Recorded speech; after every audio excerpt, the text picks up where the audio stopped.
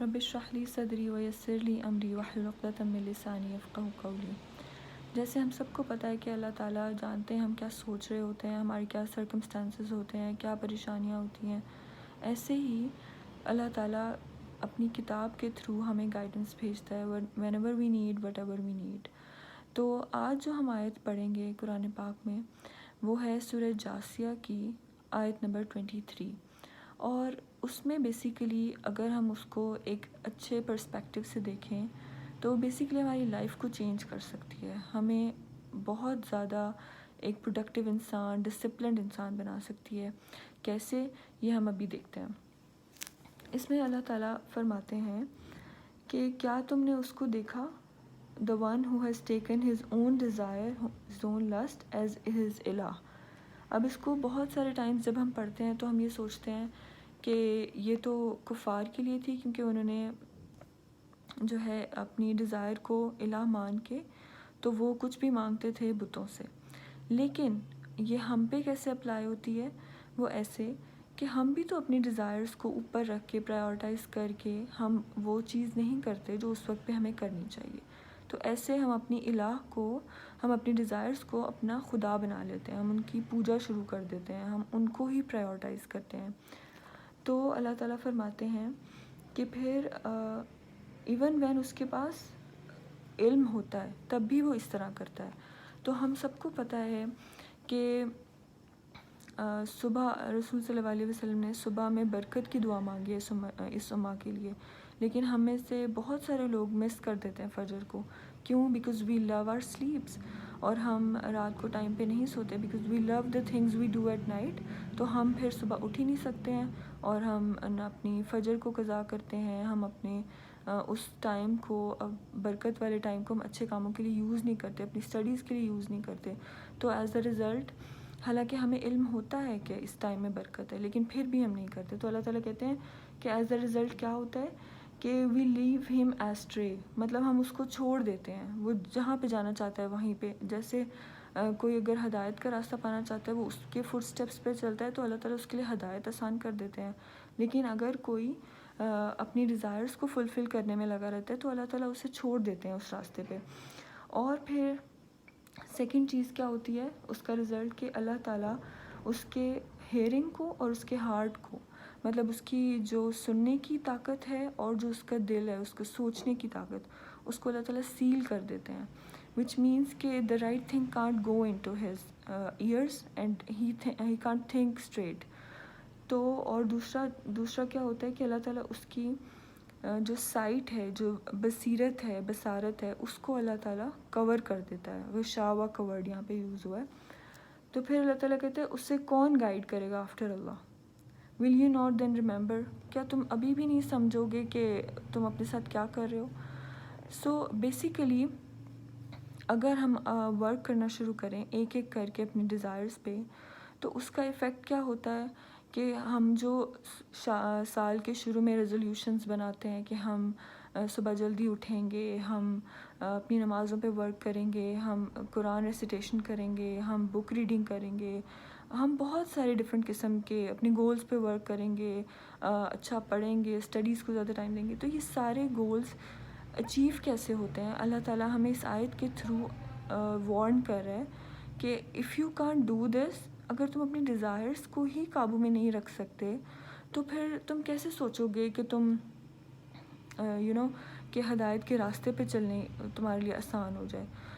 So basically اس میں اللہ تعالیٰ ہمیں اپنے آپ کو ڈسپلن کرنا سکھا رہا ہے کہ اگر ہمیں پتہ ہے کہ ہم نے کم کھانا ہے، ہمیں علم ہے کہ ہم نے کیا نہیں کھانا، لیکن ہم اپنی اس ڈیزائر کو فلفل کرنے کے لیے کہ بس میرا دل چاہ رہا ہے تو ہم اپنے اوپر ظلم کرتے ہیں۔ اور اس میں تیسری کیا چیز آتی ہے کہ ہم اپنے آپ کو انٹرٹین کرتے ہیں جب ہم چاہتے ہیں، جیسے ہم چاہتے ہیں، کیونکہ ہم کر سکتے ہیں تو ہم وہ کرتے ہیں ہم کام۔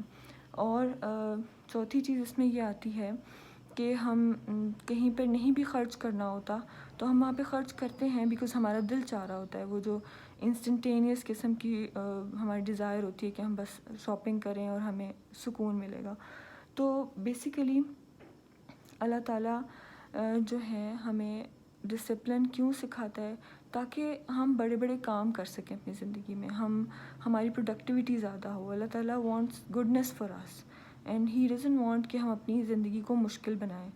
تو ایز کیسے ملتی ہے؟ یہ چھوٹی چھوٹی سی اپنے آپ کو ڈسپلن کر کے، جیسے رمضان آ رہا ہے بہت قریب، تو وہ ہمیں ڈسپلن سکھاتا ہے کہ آپ نے کھانا جو ہے وہ حرام نہیں ہے، لیکن رمضان میں ہو جاتا ہے، روزے رکھتے ہیں تو آپ نہیں کھا سکتے کیونکہ آپ ڈسپلن سیکھ رہے ہو، آپ اپنے آپ کو، اپنی باڈی کو ٹیم کر رہے ہو کہ اگر میں کم کھا سکتا ہوں تو میں اپنی باقی بھی ڈیزائرز پہ ورک کر سکتا ہوں، اور ہر بندہ کر سکتا ہے.